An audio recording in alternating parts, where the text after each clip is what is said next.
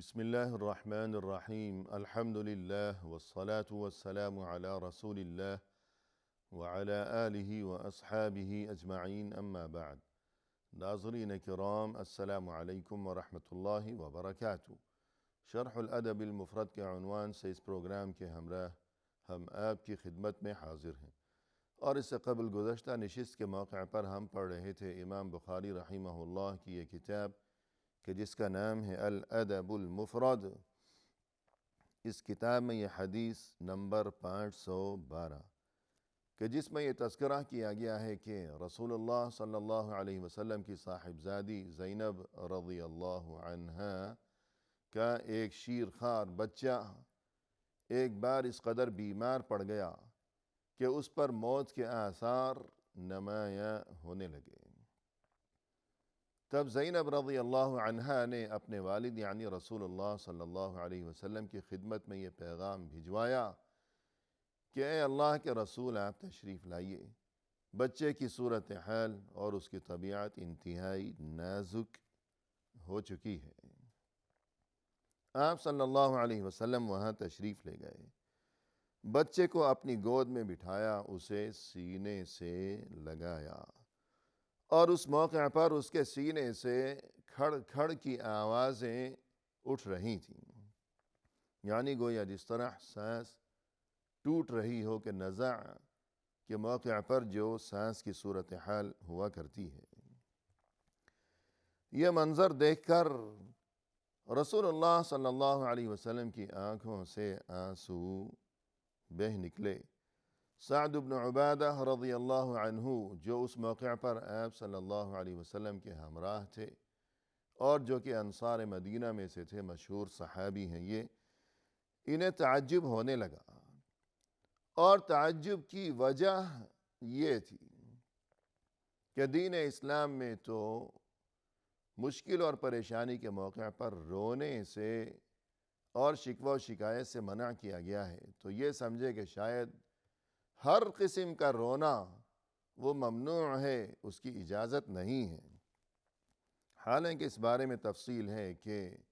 وہ رونا کہ جس کی اجازت نہیں ہے، وہ گریہ و زاری، وہ آہ و بکا، اس سے مراد یہ ہے کہ جس میں شکوہ و شکایت ہو۔ لیکن اگر کوئی شکوہ و شکایت نہ ہو، اللہ کے فیصلے پر ناراضگی کا کوئی اظہار نہ ہو، بلکہ بے اختیار آنکھوں سے آنسو بہہ نکلے ہوں، تو اس میں کوئی حرج نہیں ہے۔ تو اس موقع پر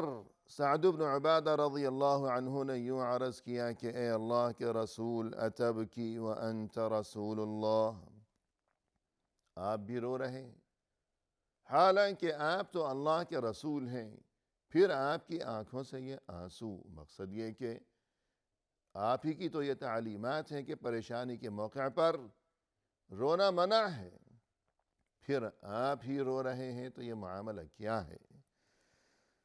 جواب میں آپ صلی اللہ علیہ وسلم نے ارشاد فرمایا کہ انما ابکی رحمتا لہا، ان اللہ لا یرحم من عباده الا الرحماء، کہ دیکھیے بات یہ ہے کہ میرے دل میں بچے کے لیے جو رحمت و ہمدردی ہے، میں تو اس رحمت کی وجہ سے، اس رحم کی وجہ سے رو رہا ہوں کہ مجھے اس کی اس حالت پر ترس آ رہا ہے، یوں رحم کی وجہ سے، ہمدردی کی وجہ سے میں رو رہا ہوں، میری آنکھوں سے یہ آنسو بہہ نکلے ہیں۔ اور مزید یہ کہ ان اللہ لا یرحم من عباده الا الرحماء، اللہ اپنے بندوں میں سے صرف انہی پر رحم کرتا ہے کہ جن کے دلوں میں دوسروں کے لیے رحم کے جذبات ہوا کرتے ہیں۔ یعنی آپ کو یہ جو تعجب ہو رہا ہے کہ اس موقع پر میری آنکھوں سے یہ آنسو، تو حقیقت یہ ہے کہ یہ وہ رونا نہیں ہے کہ جس کی دین اسلام میں ممانعت کی گئی ہے۔ وہ رونا وہ الگ معاملہ ہے کہ اس سے مراد یہ ہے کہ شکوہ و شکایت ہو، اللہ کے فیصلے پر ناراضگی کا اظہار ہو، نامناسب قسم کی باتیں انسان اپنی زبان سے نکال رہا ہو وہ چیز ہے کہ جس سے منع کیا گیا ہے، لیکن یہ کہ پریشانی کے موقع پر، رنج و غم اور صدمے کے موقع پر آنکھوں سے آنسو بہہ نکلے تو یہ وہ چیز نہیں ہے کہ جس سے منع کیا گیا ہے، بلکہ یہ تو نہ صرف یہ کہ اس کی اجازت ہے، اس سے بھی بڑھ کر یہ کہ یہ تو پسندیدہ چیز ہے، یہ تو خوش بختی کی علامت ہے، یہ تو سعادت مندی کی علامت ہے، یہ تو اس بات کی علامت ہے کہ یہ انسان یہ اللہ کا پسندیدہ بندہ ہے، یہ اللہ کا محبوب انسان ہے کہ اس کا دل نرم ہے، اس کے دل میں دوسروں کے لیے رحمت و ہمدردی کے جذبات ہیں، یہ سنگ دل قسم کا انسان نہیں ہے۔ فرمایا کہ ان ابعد الناس من رحمت اللہ تعالی القلب القاسی۔ رسول اللہ صلی اللہ علیہ وسلم نے یہ ارشاد فرمایا کہ دیکھو، اس بات کو یاد رکھنا کہ اللہ کی رحمت سے سب سے زیادہ دور رہنے والا اور محروم رہنے والا بد نصیب انسان وہ ہے جو کہ سنگ دل ہو، جس کا دل سخت ہو، جس کے دل میں کوئی نرمی نہ ہو، جس کے دل میں دوسروں کے لیے رحمت و ہمدردی کے کوئی جذبات نہ پائے جاتے ہوں، تو یہ اللہ کی رحمت سے سب سے زیادہ دور اور محروم رہنے والا انسان ہے۔ جبکہ آنکھوں سے آنسو بہنا پریشانی کے موقع پر تو یہ تو خوش بختی کی علامت ہے، اور جیسے کہ ناظرین دیگر کتب احادیث میں اس موقع پر رسول اللہ صلی اللہ علیہ وسلم کے یہ الفاظ اس طرح بیان کیے گئے ہیں: هذه رحمة جعلها الله في قلوب عباده وإنما يرحم الله من عباده الرحماء، کہ یہ تو رحمت کی علامت ہے کہ انسان کی آنکھوں سے آنسو بہنا یہ اس بات کی نشانی ہے، علامت ہے کہ اس کے دل میں دوسروں کے لیے رحم ہے، یہ سنگ دل نہیں ہے، اس کے دل میں انسانیت ہے، دوسروں کے لیے ہمدردی کے جذبات موجزن ہیں۔ مزید یہ کہ انما یرحم اللہ من عباده الرحماء، اللہ تو اپنے بندوں میں سے انہی پر رحم کیا کرتا ہے کہ جو دوسروں پر رحم کیا کرتے ہیں۔ کرو مہربانی تم اہل زمیں پر، کرو مہربانی تم اہل زمیں پر، خدا مہرباں ہوگا عرش بری پر۔ یعنی اگر ہمارے دل میں اس بات کی تمنا ہے اور ہماری اگر یہ آرزو ہو، یہ خواہش ہو کہ ہمیں اللہ کی طرف سے رحمت نصیب ہو سکے، خیر و برکت نصیب ہو سکے، اور یہ کہ اللہ کی طرف سے ہمارے ساتھ رحمت کا اور لطف و عنایت کا معاملہ ہو، تو ہمیں چاہیے کہ ہم بھی دوسروں پر رحم کیا کریں، سنگ دلی سے ہمیشہ ہم اجتناب ہی کیا کریں، اور یہ کہ بیجا سختی سے ہم بچا کریں، ہمیشہ ہمارے دلوں میں دوسروں کے لیے درد ہو، دوسروں کی پریشانی کو، دوسروں کے دکھ درد کو، دوسروں کے رنج و غم کو، دوسروں کی تکلیف کو ہم اپنے دل میں محسوس کیا کریں۔ تو یہ صورتحال ہے، اور جیسا کہ رسول اللہ صلی اللہ علیہ وسلم کا وہ کمسن بیٹا ابراہیم 18 ماہ یعنی تقریباً 1.5 سال کی عمر کو جب وہ پہنچا تو اس کا انتقال ہو گیا، اور یہ کہ خود رسول اللہ صلی اللہ علیہ وسلم کی گود میں اس نے دم توڑا۔ آپ صلی اللہ علیہ وسلم کی گود میں، آپ صلی اللہ علیہ وسلم کی آنکھوں کے سامنے، آپ صلی اللہ علیہ وسلم کا یہ لخت جگر اور یہ کہ نور نظر، اس نے آخری ہچکی لی اور داغ مفارقت دے گیا۔ آپ صلی اللہ علیہ وسلم بس دیکھتے ہی رہ گئے، اور تب آپ صلی اللہ علیہ وسلم کی آنکھوں سے آنسو بہنے لگے۔ صحابہ کرام میں سے عبد الرحمن ابن عوف رضی اللہ عنہ نے عرض کیا کہ اے اللہ کے رسول، آپ کی آنکھوں سے یہ بہتے ہوئے آنسو، یہ کیا ماجرا ہے، یہ کیا معاملہ ہے؟ تب آپ صلی اللہ علیہ وسلم نے یوں ارشاد فرمایا تھا، یا ابن عوف، اے ابن عوف، اے عبد الرحمن، انہا رحمہ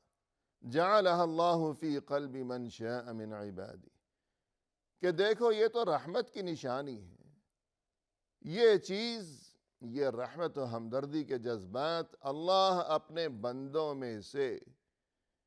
جسے چاہتا ہے اس کے دل میں یہ جذبات ڈال دیتا ہے۔ یعنی خوش نصیب ہے وہ انسان جس کے دل میں دوسروں کے لیے رحمت و ہمدردی پائی جاتی ہو۔ یہ نعمت ہر ایک کے نصیب میں نہیں ہے، ہر کوئی اتنا خوش نصیب کہاں، یہ تو فقط وہی خوش نصیب انسان ہوگا کہ جس کے لیے اللہ کو خوش نصیبی منظور ہوگی۔ اللہ جسے چاہتا ہے، اللہ کو جس کے لیے خوش نصیبی منظور ہے، تو اس کے دل میں اللہ کی طرف سے یہ جذبات یعنی رحمت و ہمدردی ڈال دی جاتی ہے، پیدا کر دی جاتی ہے، اور تب ایسے مواقع پر، صدمے کے موقع پر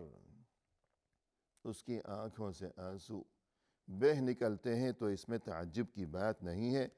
مزید اس موقع پر یعنی اپنے بیٹے ابراہیم کی وفات کے موقع پر آپ صلی اللہ علیہ وسلم نے یہ یادگار الفاظ بھی ارشاد فرمائے تھے اپنی زبان مبارک سے۔ فرمایا تھا کہ العین تدمع والقلب يحزن ولكن ما نقول الا ما يرضى ربنا، کہ دیکھو العین تدمع، میری آنکھوں سے یہ آنسو بہہ رہے ہیں، اور یہ کہ اس وقت میرا دل بہت ہی غمگین ہے، انتہائی صدمے کی کیفیت طاری ہے، آنکھوں سے آنسو، دل میں یہ رنج و غم، لیکن اس سب کچھ کے باوجود بات یہ ہے ما نقول الا ما يرضى ربنا، زبان سے صرف وہی بات نکلے گی کہ جو اللہ کی مرضی کے مطابق ہوگی۔ آنکھوں سے آنسو بہنا یہ تو انسان کے بس کی بات نہیں ہے، کہ انسان کے اختیار میں نہیں ہے، انسان کی قدرت میں نہیں ہے یہ بات کہ وہ بہتے ہوئے آنسوؤں کو روک سکے، مجبور ہے انسان، اور دل میں یہ صدمہ، یہ پریشانی، یہ انسان کے بس کی بات نہیں ہے، انسان کے اختیار میں نہیں ہے یہ معاملہ۔ ہاں جو چیز اپنے اختیار میں ہے کہ اس موقع پر زبان سے کیا بولنا ہے اور کیا نہیں بولنا،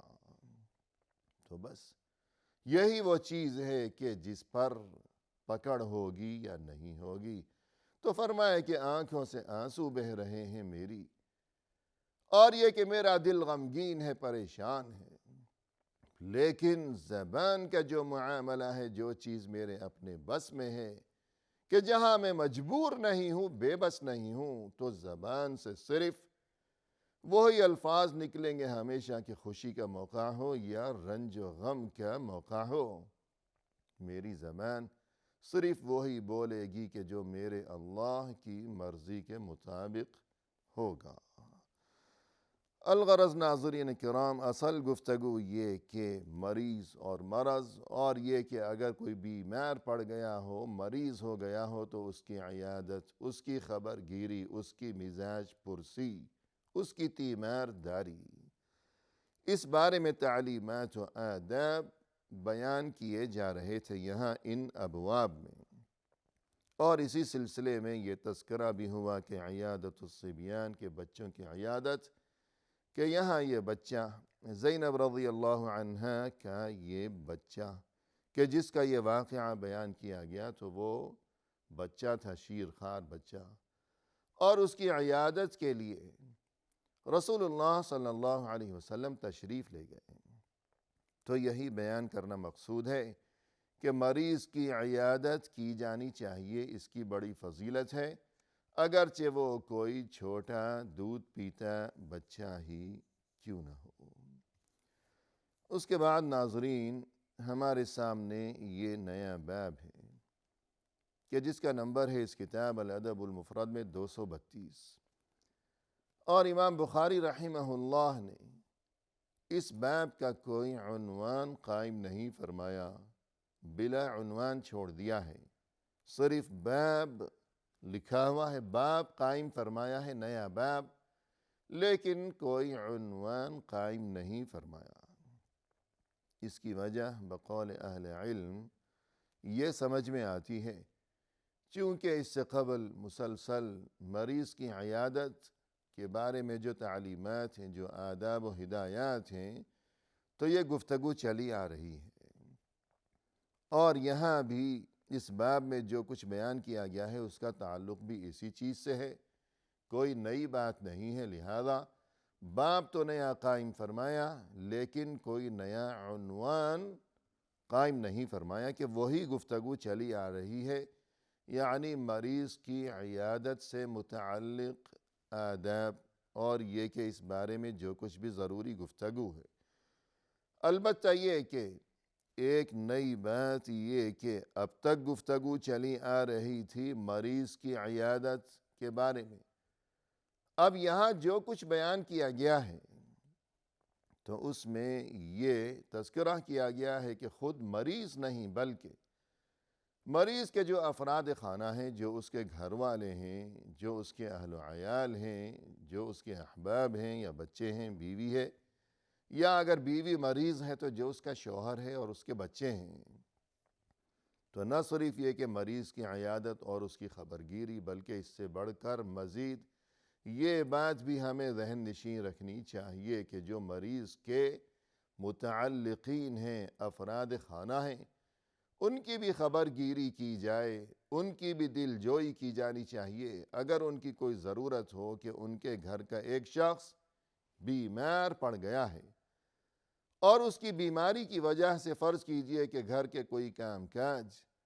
جو کہ وہ انجام دیا کرتا تھا، لیکن وہ تو اب بیمار پڑ گیا ہے اور وہ کام کاج اب رک چکے ہیں، لہذا کوئی اس کا پڑوسی آگے بڑھ کر وہ کام کر دیا کرے ان لوگوں کے لیے۔ تو یوں اس موقع پر، پریشانی کے موقع پر، مریض کے جو متعلقین ہیں، افراد خانہ ہیں، ان کی بھی خبرگیری، ان کے کام آنا، ان کی مدد کرنا، ان کے ساتھ تعاون کرنا،